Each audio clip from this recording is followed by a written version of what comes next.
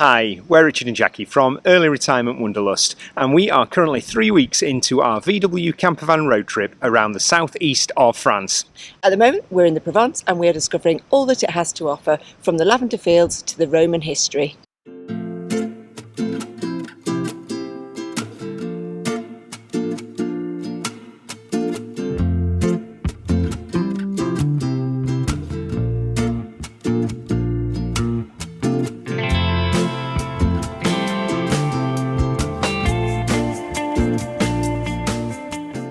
Morning. Morning. The weather hasn't changed dramatically. We are dressed like this for a reason. We're actually on our way home now, but we didn't manage to film these little bits for quite a few different reasons. Yeah, I don't want you to think that we're slack set up or anything, but we probably are. This was the section of the trip, the Provence, where we actually had the van broken into. So that sort of knocked us off kilter, but that's not really an excuse, is it? It was more for the fact that the pace of the trip changed dramatically. Yeah, we were doing all of the historical sites. So we had about, 3 or 4 days where we were just literally in and out of the van, visiting different cities, visiting different places like the Colorado, Provençal. So we just were enjoying and immersing ourselves in everything and never quite got round to filming what we thought about each place. So here it is.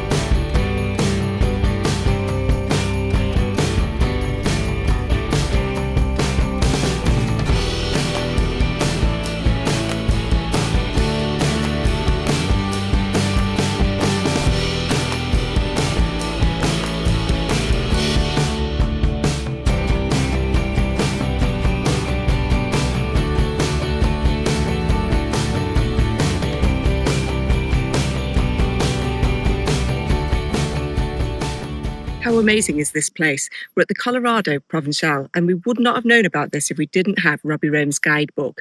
It is just like being in part of the Grand Canyon in America, like being in when we were doing our Colorado trip. It is just amazing. If you want to find beautiful places like this using Robbie's France Road Trip Guide, if you put the book and the map into your basket on the No Fuss Travel Guides website and use the code Wanderlust, then you will get the map and free postage. And boy, have we found some amazing places so far on this trip. Now, I never realised what a fuss people made about the lavender fields, but wow, they were impressive.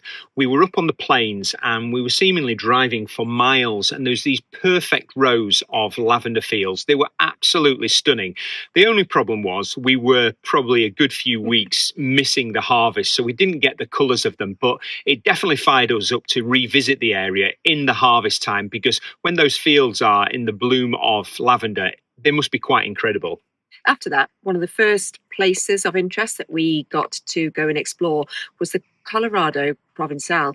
It was absolutely stunning. It was like being back in America. It was like us when we were in Sedona in the Red Rock country. It is an old mine that was there from the late 1800s, and it's now actually a bit of a historical site, so you can't enter quite a lot of it. You have to follow the paths around, but it was just so beautiful. And I think it was the fact it was just the stark contrast Yeah. of the greenery that was around, and then suddenly you walked into this little valley of ultimate redness. It was quite stark, really. And then that shift from the geographical to almost like the industrial sets us up for the next part of the trip in Provence, where we move from the geographical beauty of the place to the actual history of it.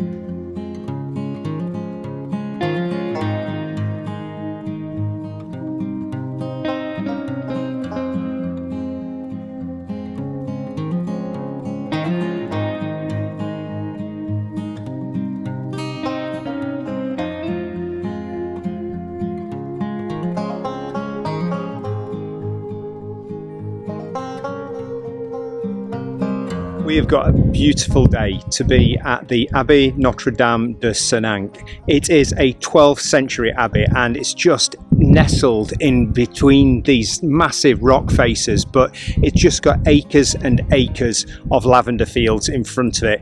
It is stunningly isolated and there's a real calm around here, and what a beautiful find.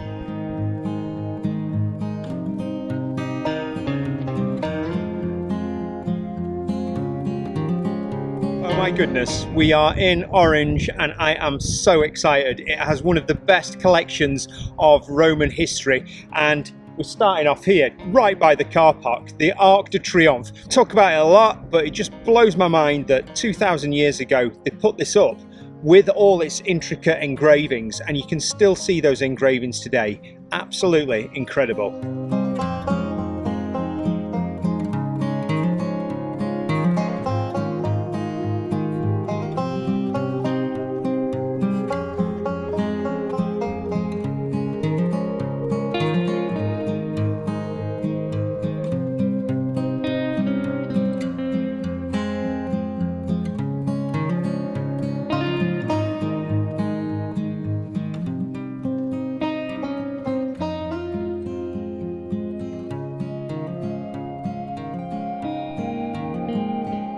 Not surprisingly, Jackie's ditched me for the afternoon and given me free rein to come into the Roman theatre at Orange, and what an impressive place it is.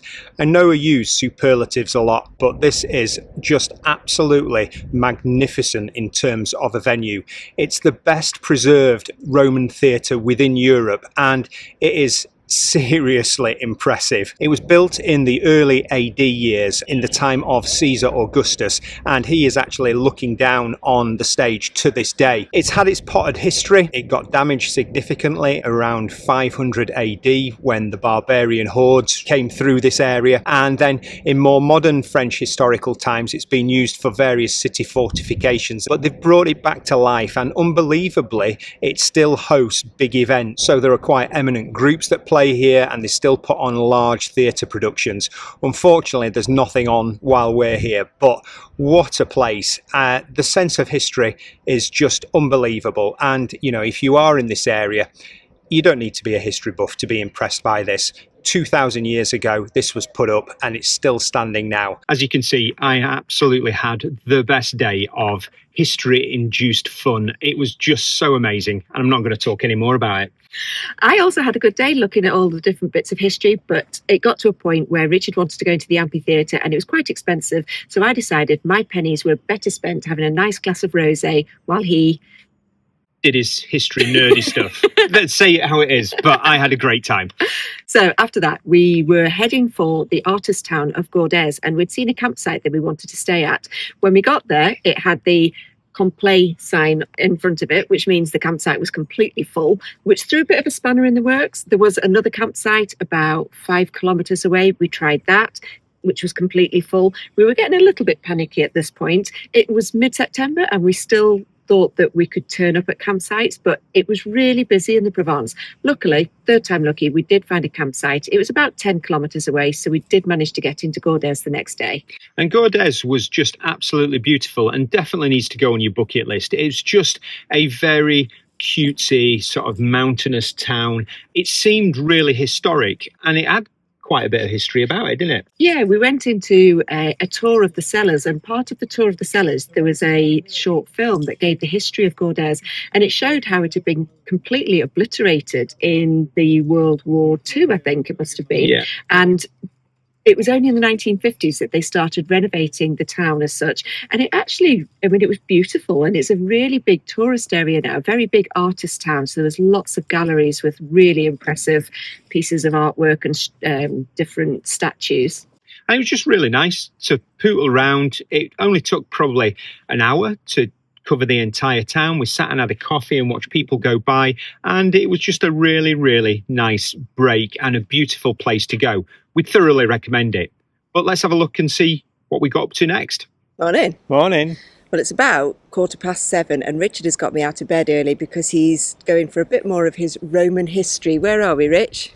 We are at the Pont du Gard, which is obviously an incredibly impressive structure. It's actually a 3-tier aqueduct, and Jack's had the obvious question as to why on earth did they build it? And of course, the Romans built it because they needed fresh water at one of their local towns. So they didn't have the problem of the river, they just built over it. And it just, again, fries my head as to how old it is.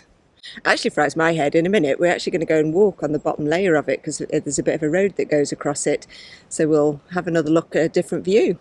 But 2,000 years ago people were building this, and the blocks are just absolutely enormous. I don't even know how they moved them, but the engineering, so impressive. And it must be impressive to get Jackie out of bed at like 6:30 in the morning. I was here for the sunrise and actually it was really pretty. The water was really still on the other side and I've got some amazing reflection sunrise shots.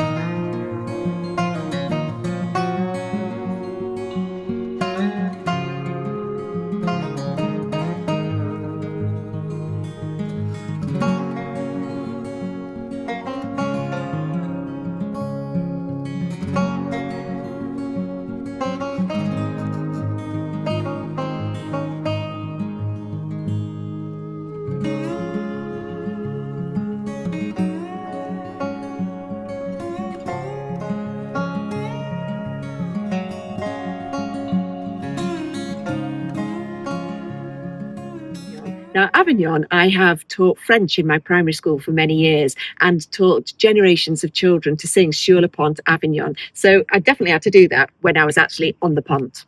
And at Avignon, I think things turned a little bit darker. It was a very wet and dank day, so our mood wasn't really up for it. Although Avignon was a seriously impressive city, it had got some incredible architecture, and obviously it was at one point in Europe one of the homes to all the pontiffs, so the popes lived there. So very impressive, but it was a little bit dark. It was a little bit sort of wet and dank, and then our day just got darker as it was that day that we moved on and the van got broken into. And that's probably what knocked us off kilter.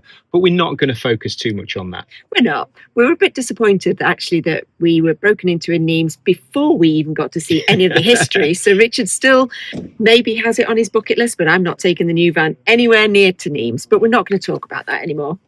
So that was it. That was our history trail finished, done and dusted. And it was really impressive. We really enjoyed it. As I say, the pace of the trip just went from a slower pace, being based in an area and being immersive when we were in the Alps, to moving on day by day. And to be honest, at the end of that little section of Provence, we were ready for a break. So normal service will resume next week when we catch you up with what we got up to on the Côte d'Azur. So until next week, that's it from us. Bye. Bye-bye.